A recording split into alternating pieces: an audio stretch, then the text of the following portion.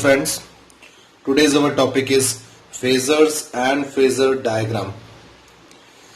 In this we are going to learn what is phase angle and how simple the relation between voltage and current is represented and understood by this method.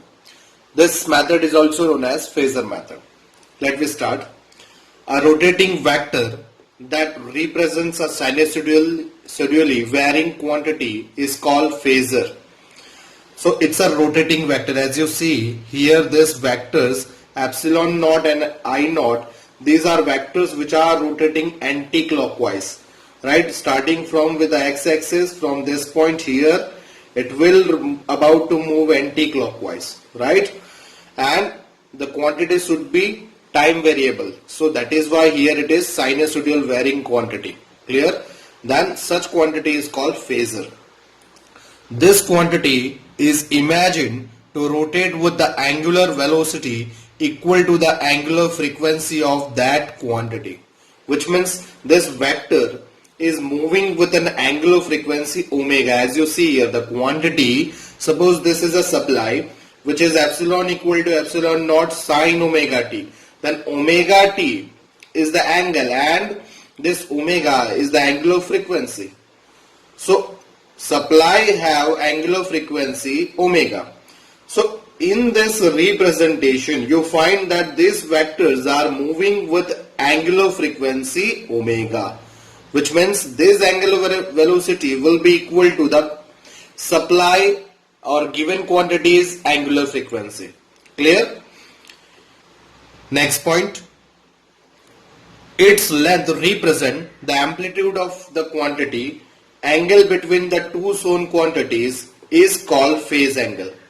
Friends, as you can see here, phase angle is an angle between two given quantities. Like here we have a voltage vector, another is the current vector. Then the angle between voltage vector and current vector is phi. So this phi is a phase angle, right? This phi is a phase angle. So phase angle is the angle between two given quantities.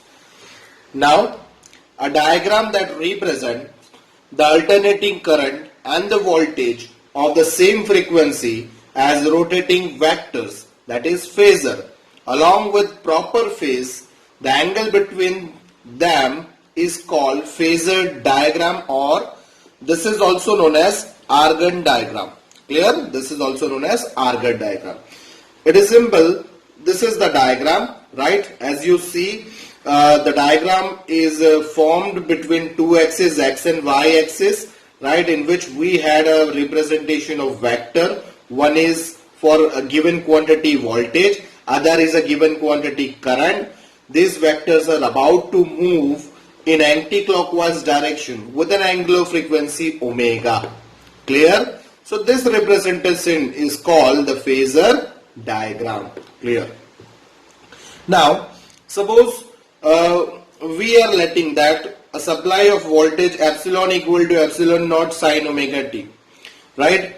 And a current I equal to I naught sine omega t plus phi. Remember, this omega t is entire angle, initial angle, and this current omega t plus phi means there is an addition of some angle with the initial omega t, right? In current we have plus phi, which means the current is leading the voltage. This current I is leading means ahead. As you see, this current vector is ahead the vector of epsilon naught due to omega t plus phi. If it is here omega t minus phi, then obviously this I naught vector will be behind the epsilon naught vector, right? So we have a supply epsilon equal to epsilon naught sine omega t, another is I equal to I naught sine omega t.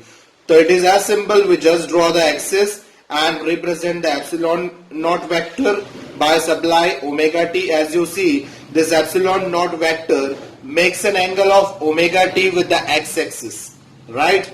So we are representing that this voltage having an angle omega t with the x-axis, while the current I having omega t plus phi, means there is an addition of plus phi angle with the omega t.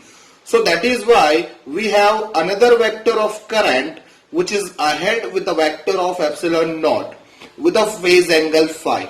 Clear? Now, if the current lag behind, this is the case of leading. As I told you, the current is leading the voltage, right? That is why here we have omega t plus phi. So we simply said that the current leads the voltage by phase angle phi. Clear? This is an important representation of Phasor diagram. Now, if the current lag behind the EMF, then I equal to I naught sine omega t minus phi. Obviously, as I told you, if current is lagging by angle phi with the voltage, then this vector will be behind this epsilon naught vector. Let me illustrate some other example. Suppose we have, let me take example 1. We have a supply epsilon equal to epsilon naught sine omega t, and we have another current I equal to I naught sine omega t. Clear? Now you find that there is no addition of phase angle, there is no decrease of phase angle in between voltage and current. So now phase diagram for this is very simple. We take x-axis and y-axis, right? This is x-axis and here it represents y-axis. Now we represent first vector for the voltage, that is, suppose this is first vector for voltage. Clear? Now we represent second vector for current. As you find, this voltage and current are in phase. In phase means there is no phase difference between voltage and current. So other vector for current is in the same. Now both the supply having an angle of omega t with the x-axis. Clear? This is your first phase diagram for these two cases. Now second, suppose we have a supply of epsilon equal to epsilon naught sine omega t and current I equal to I naught sine omega t minus pi by 2. Now you find that there is a decrease, there is a less of phase angle by pi by 2 in current in comparison with the voltage. Now for this case, suppose we have here x-axis and y-axis. Now we are representing a voltage vector for this supply. This is the voltage vector, that is epsilon naught. Now current. Now this, as you find this current having of less of phi angle pi by 2 with the voltage. So this is the current. Now angle between them is, it is to be pi by 2. Clear? And this angle of voltage is omega t. So you find that this current I naught vector having pi by 2 minus omega t minus pi by 2. Clear? Now this represents the phase diagram for this two case. Clear? Now third, suppose we have epsilon equal to epsilon naught sine omega t and there is I equal to I naught sine omega t plus pi by 2. Then for this representation, suppose this is the axis, x-axis, y-axis, and this is the vector representation for voltage, it is epsilon naught.